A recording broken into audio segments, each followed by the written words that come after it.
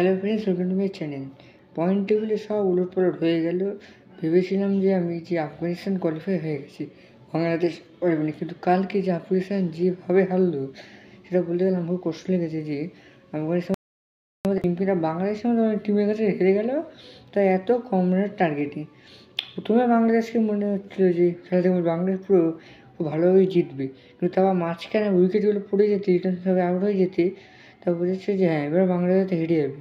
কিন্তু যা আফগানিস্তানের ব্যাটিং লাইনে যা দেখলাম, কেউ খেলতেই পারলো না ঠিকভাবে। এত কম রান, তাতেই হেরে গেল। বাংলাদেশ যদি আরেকটু রান করে আরেকটু মারতো এরকম আগের মতনই, তাহলে তো হয়তো আফগানিস্তান হয়তো 100 রান হয়তো করতে পারতো না। কিন্তু বাংলাদেশের বোলিং এমন কিছুও না যে এরকম বাংলাদেশের এত ভালো প্লেয়ারকে যে বাদ দিয়ে এত ভালো প্লেয়ারকে আউট করে দেবে।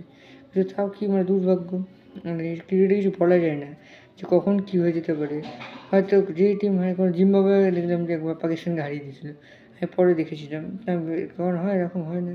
আর একটা কথা, সঞ্জু স্যামসনকে নিয়ে খালি শোনাচ্ছে সঞ্জু স্যামসনকে নাকি বাদ দিয়ে দিচ্ছে টিম ইন্ডিয়া থেকে, আসছে জিতেশ শর্মা। কেন আমি বলে দিচ্ছি, এসব পুরো ভুলভাল খবর। আর সঞ্জু স্যামসন ইঞ্জুরি হয়েছে, কিন্তু সঞ্জু স্যামসন কোনো ইঞ্জুরি হয়নি। সঞ্জু স্যামসন পুরো ফিট। আর ইন্ডিয়ার তো পাকিস্তানের সঙ্গে যা হলো, আমি শুধু ভাবছি পাকিস্তান মজা করতে খুব ভালোবাসে।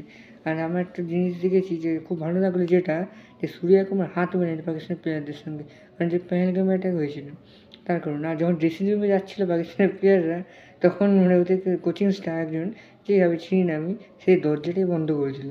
আর হার্দিক পান্ডিয়া তো নাকি বললো যে তুমি হাত বেঁধে যাও নাকি তুমি, তা বললো যে হ্যাঁ, যে আমি হাত বেঁধে যাই, তার কারণ আমার তো ঘুরেই আছে এত কোটি টাকার, ওরা তো পুরো চোর, ওরা তো পুরো চুরি করে নেবে।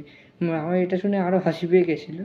আর কুলদীপ যাদব যখন হচ্ছে ন্যাশনাল অ্যান্থেম হচ্ছে ন্যাশনাল পাকিস্তানের, কুলদীপ যাদব ভুলে গেছে যেটা ইন্ডিয়ার হচ্ছে না, ওটা পাকিস্তানের হচ্ছে। কিন্তু হার্দিক পান্ডিয়া খুব ভালোভাবেই জানতো যে পাকিস্তানের হচ্ছে না, রিয়াকশানটাই অন্য ছিল হার্দিক পান্ডিয়া। এটা দেখে ভালো লাগলো।